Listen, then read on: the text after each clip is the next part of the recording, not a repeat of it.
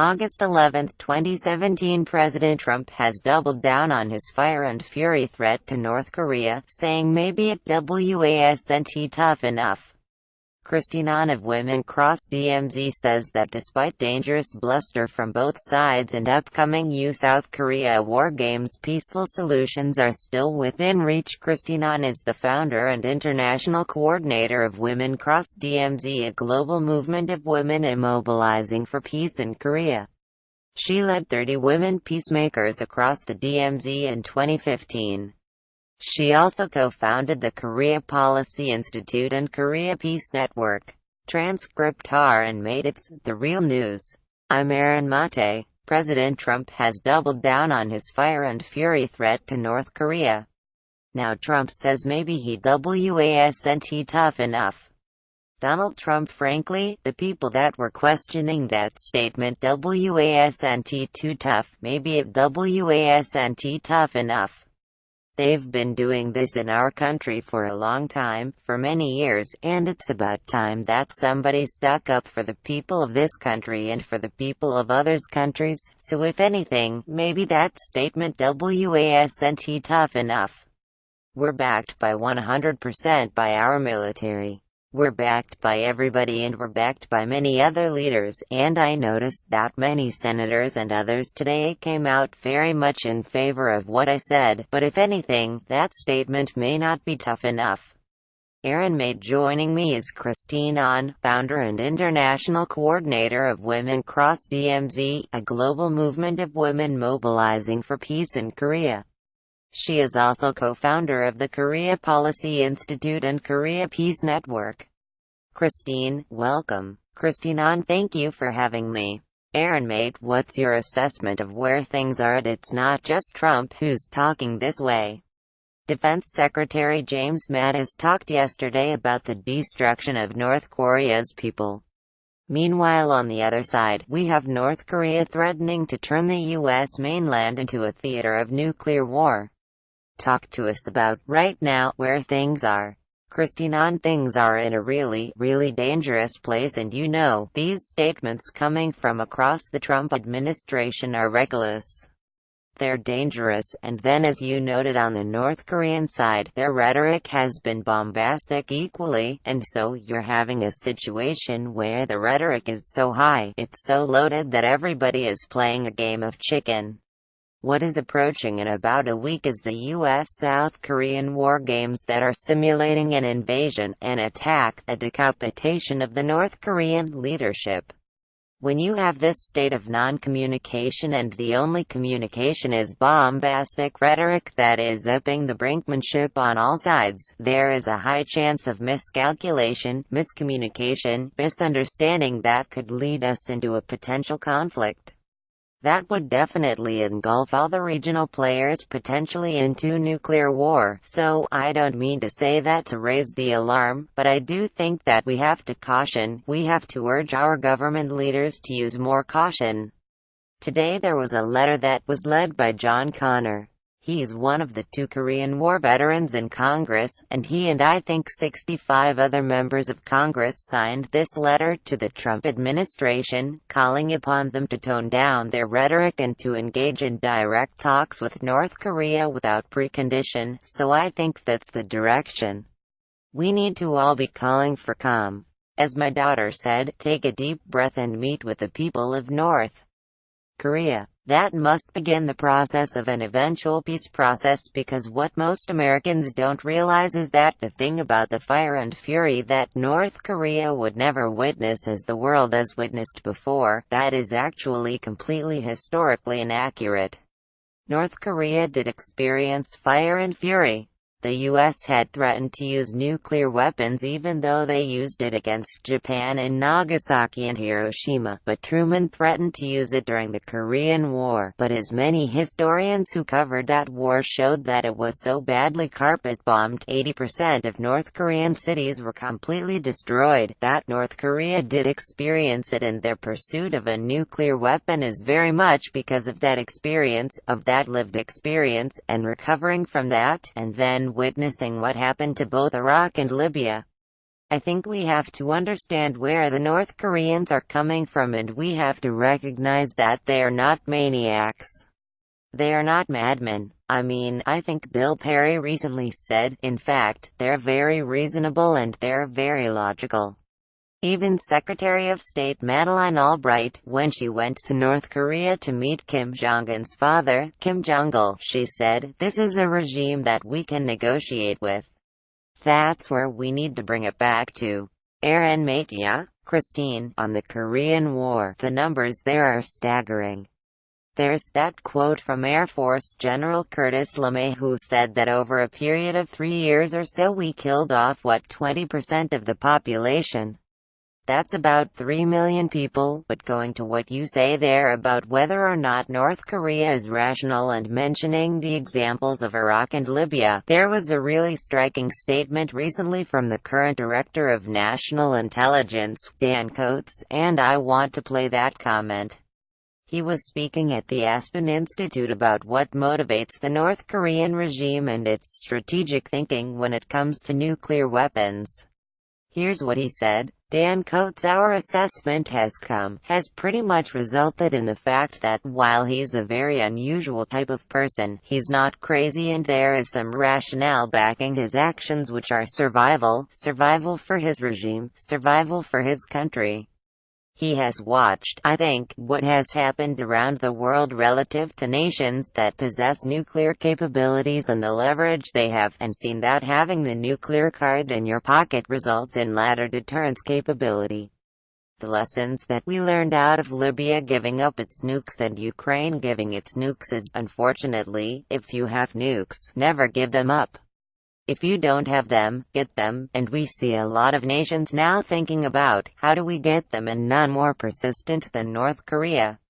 Aaron mate, that's Dan Coats, the Director of National Intelligence, speaking with candor that we don't usually hear from active U.S. officials. Usually it comes from former officials. Christine, on this front, can you talk about the impact of the experiences of places like Libya and Iraq on North Korean thinking? It said that those factor very heavily in how the regime sees the world and sees the U.S., as Coats confirms. What has to happen now for negotiations to happen, given that they do have these nuclear weapons? What would be at stake in talks, and what would a possible resolution be? Christine on, well, I think that Bill Perry, his famous quote is very apt, which is, we have to deal with North Korea as they are, not as we wish it to be. We can as much say that we want to acknowledge North Korea as the nuclear power. Well, there and that thing. The question then becomes, at what stage do we want to limit their capability? There is all sorts of intelligence assessments about how far the North Koreans can get a nuclear warhead on a missile that can strike the U.S. mainland. I think that is still remained to be confirmed, but if the United States cares so much about defending our country, then you would think that they would seriously be negotiating some kind of halting of North Koreans' missile.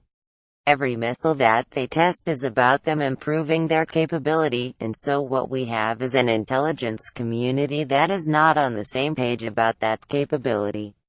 If the Bush administration is saying, sorry, the Trump administration is saying it's not going to happen, well, what are they actively doing by further isolating North Korea, by pursuing more aggressive rhetoric in the upcoming war games that will take place with South Korea? That is not going to lead North Korea to the table to give up its nuclear weapons program. What will is some kind of diplomatic engagement. The most reasonable proposal that is on the table, that was first introduced by the North Koreans in 2015, was this freeze for freeze. North Korea would freeze its nuclear weapons and missiles testing and program in exchange for the U.S. and South Korea freeze its joint military exercises, which have been done.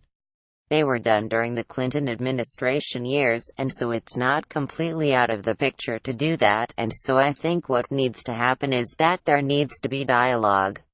Aaron mate Christine, let me ask you about Moon Jae-in because I've heard some criticism of him that despite the spirit of his campaign, opposing THAAD missile system, calling for a revived Sunshine policy, that he hasn't stood up enough to the US since taking office. Do you think that's a fair critique of him so far? Christina: I think it's a fair critique, and I would say that I think we are undermining the enormous pressure militarily, economically, politically that the US wields on South Korea. Tim Shorrock, as you know, wrote a great chapter in the WikiLeaks book about what do we know about US policy. After inaudible 001046, the Obama administration, which was so-called liberal, but maintained still a very hawkish position with regards to Asia. I mean, it was Clinton that initiated the U.S. pivot to Asia, which is about ramping up tensions against a rising China. They see Korea as an important geostrategic point to maintain its dominance in the Asia-Pacific region. There was a funny poll that, not funny, but really telling about how ignorant the Americans are, but the Washington Post recently ran an article about a poll that stated that if the South Koreans were attacked by the North, that the U.S. would deploy troops. My quick response was, we have had 30,000 troops on the Korean peninsula since 1945.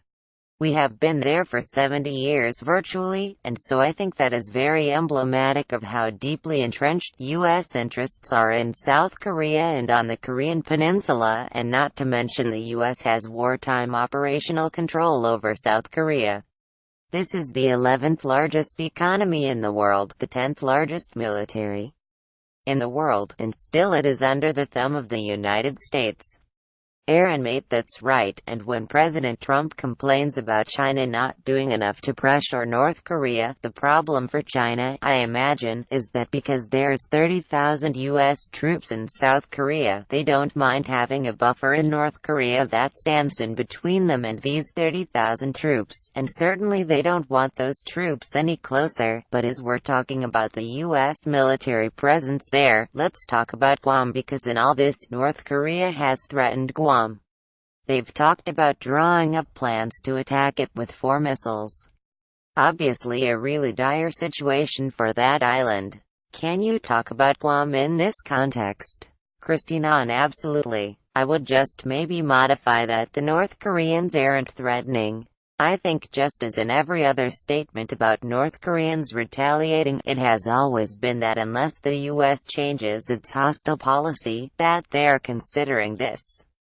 If you look at the Korean People's Army statement about Guam, it's basically like it's an analysis of how the 1B-2 bombers actually leave from Andersen Air Force Base from Guam and goes to South Korea or to Japan in its journey towards North Korea, and so I think that's why the North Koreans put that focus on Guam. But what concerns me is this brinkmanship that both sides are contributing to. That place is the people of Guam, which is the Guahan, actually.